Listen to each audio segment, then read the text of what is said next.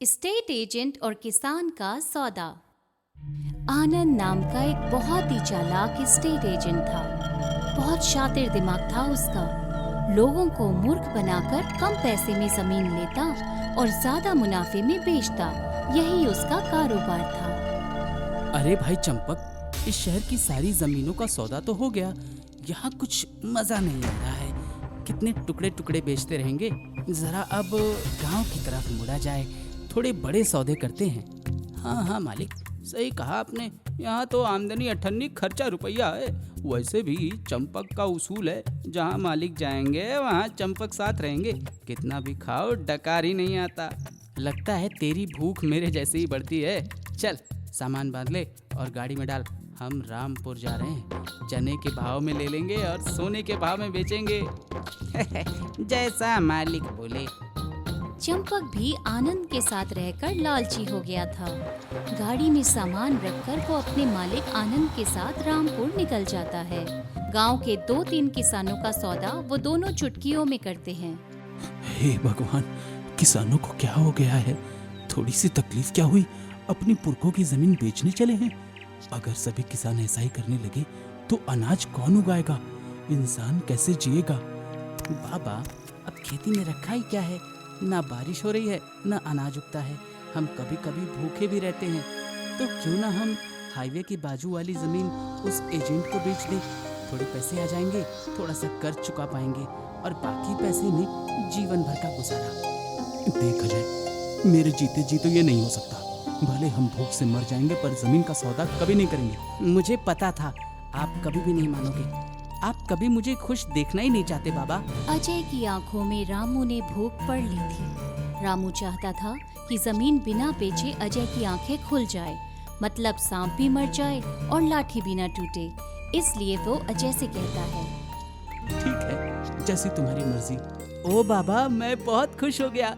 मैं कल ही उस एजेंट को अपने घर ले आता हूँ। जैसा तुम ठीक समझो। अजय बड़ी खुशी से दूसरे दिन सुबह एजेंट के ऑफिस पहुंच जाता है और एजेंट से कहता है, नमस्ते, मेरा नाम अजय है। मैं अपनी जमीन के बारे में बात करने आया हूँ। हाँ भैया जी, बोलो क्या बात करनी है? वो हाईवे के बाजू में मेरा एक जमीन का टुकड़ा है। हाईवे के बाजू वाली जमीन की बात सुनते ही खुद आनंद उठकर चला आता है और अजय से बात करने लगता है। क्या कहा तुमने? हाईवे के बाजू के जमीन कितनी है? बस कुछ ज्यादा नहीं, 2 एकड़ रहेगी। जमीन तो मैं दिखा दूंगा, लेकिन मेरे बाबा की एक शर्त है कि सौदा हमारे घर आकर ही होगा। हाँ हाँ, क्यों नहीं। एक बार जमीन हमें पसंद आ जाए फिर हम कहीं भी आने के लिए तैयार हैं। क्यों चंपक, क्या कहते हो? देखना, सोने का भाव मिलेगा, सोने का। आनंद सर, बहुत देर हो चुकी है। आप एक काम कीजिए, कल हमारे घर आ जाइए। मेरा पता लिख देता हूँ। ठीक है, कोई बात नहीं, हम कल आ जाएंगे। अजय आनंद के ऑफिस से अपने घर चला जाता है और उसके बाद चंपक आनंद से कहता है, मालिक, सोने के भाव की जमीन है और आपने ऐसे ही जाने दी। आपने कहा मैं कल आता हूँ, सौदा तो आज ही होना था ना। अरे पागल, हाईवे की बाजू की जमीन है, इसलिए थोड़ा सब्र से काम लो। चाहे पूरे गांव की जमीन ना मिले, लेकिन ये जमीन का टुकड़ा तो मैं लेकर ही रहूंगा, चाहे कुछ भी हो जाए। दूसरे दिन आनंद और चंपक अजय के घर आते हैं और बाबा से बात करने लगते हैं। रामू उनका हंसकर स्वागत करता है, लेकिन आनंद के चेहरे को देखकर उसका लालचीपन और दोगलापन रामू के ध्यान में आ जाता है। अरे रामू जी, ये शहर के बहुत बड़े एजेंट हैं। वो तो आपका नसीब है कि इस गांव में वो आए हैं, वरना तो इस गांव की जमीन लेने कोई दूसरा एजेंट तैयार ही नहीं था। अच्छा हुआ तुम जैसे बड़े लोग हमारे गांव में आए। नहीं नहीं रामू सेठ, हम तो बहुत छोटे लोग हैं। ये तो हमारा नसीब है कि हम आपकी सेवा में हाजिर हुए। बताइए, कितने में बेचेंगे आप अपनी जमीन? अपनी जमीन देखी तो है, आपको पसंद आई?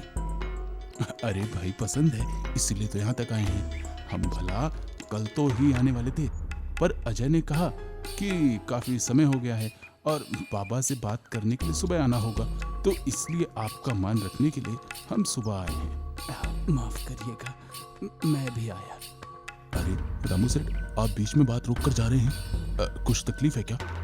जी नहीं, ऐसी कोई बात नहीं है। आपके चाय पानी का जरा बंदोबस्त करता हूँ। रामू उठकर चला जाता है और घर के पीछे जाकर अपने दोस्त देवधर को फोन लगाता है। देवधर एक नामचीन नाटक कंपनी में कलाकार होता है। रामू अपने बेटे की जिद और एजेंट चंपक के बारे में सब कुछ बता देता है। अजय की आंखें खोलने के लिए दोनों मिलकर एक तरकीब निकालते हैं। रामू चाय लेकर फिर वापस आनंद के पास आता है। माफ करिएगा, मुझे थोड़ी सी देर हो गई, ये चाय पीजिए। कोई बात नहीं, शायद तो क्या सौदे के बाद खाना खाएंगे? हमारी चंपक को बहुत भूख लगी है। ये तो बहुत अच्छी बात है। आप एक काम कीजिए, कल शाम को खाने पर आ जाइए। हम गरीब लोगों का नसीब है कि आप जैसी बड़ी हस्ती हमारे घर खाना खाने आएगी। हाँ, क्यों नहीं, पहले सौदा तो कर ले।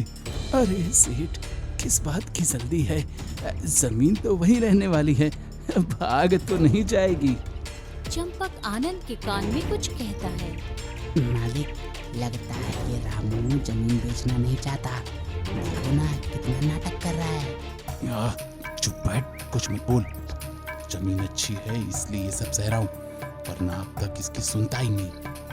क्या हुआ? आप लोग क्या बातें कर रहे हो? कोई तकलीफ है क्या? नहीं रामू सेठ, कोई तकलीफ नहीं है। जैसा आप ठीक समझे, हम लोग कल खाने पर ही आते हैं और तभी सौदा करेंगे। चंपक और आनंद रामू के घर से निकल जाते हैं और रामू का बेटा अजय रामू से कहता है, बाबा, इतना बड़ा आदमी हमारे घर चलकर आया था। वो कहीं जाते नहीं, हमारी जमीन देखकर हमारे घर तक आया था और आपने सौदा नहीं किया, उन्हें कल बुला लिया। बेटा अजय, अगर मुझे सौदा नहीं करना होता तो मैं उन्हें कल क्यों बुलाता? दूसरे दिन शाम को आनंद और चंपक जमीन के लालच में रामू के घर खाना खाने पहुंच जाते हैं। अरे अजय सेठ, आप भी हमारे साथ खाना खाने बैठो। अब तो आप बड़े इंसान हो गए हो ना, करोड़ों में खेलोगे, करोड़ों में। नहीं, आप तो हमारे लिए भगवान हो, मेहमान हो। पहले आप खाओ। ठीक है, बड़ा मजेदार खाना बना है। दोनों के खाना खाने के बाद आंगन में बैठक बैठती है। जमीन के सौदे की बैठक में चंपक और आनंद कुछ अलग ही जबान बोलने लगते हैं, मानो जैसे नशा हो गया हो।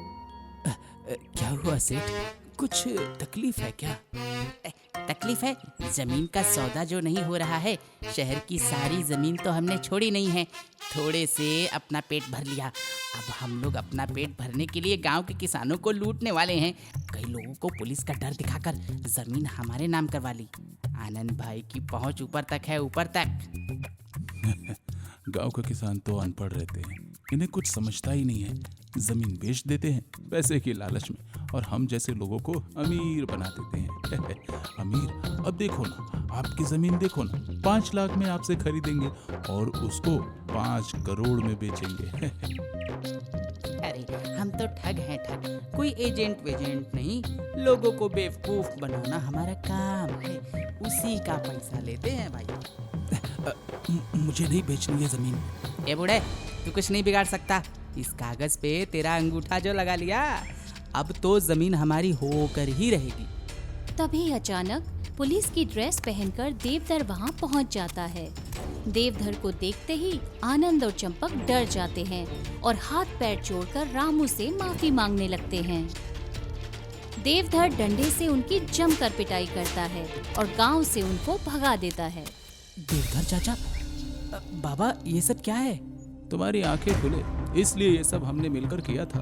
मैंने और बाबा ने, हम दोनों ने खाने में भांग की गोलियां डाली थी ताकि तुम्हारे सामने सच आ जाए। बेटा, देखा ना कैसे सच उगल कर भाग गए ये लोग। पर वो अंगूठा, वो कागज। बेटा, देवधर ने मेरे अंगूठे को नकली अंगूठा लगवाया था। मेरे निशान तो कागज पर आए ही नहीं, जमीन के कागजात उन्हें दिए ही नहीं। बाबा, मेरी आंखें खुल गई। अब कभी मैं जमीन बेचने की बात नहीं करूंगा। मुझे माफ कर दीजिए। गांव के 3-4 किसान आकर रामू को एजेंट से उन्हें बचाने के लिए धन्यवाद कहते हैं। दिमाग की शक्ति के आगे बल का प्रयोग हमेशा कमजोर ही पड़ता है। शक्ति से हमेशा युक्ति श्रेष्ठ होती है।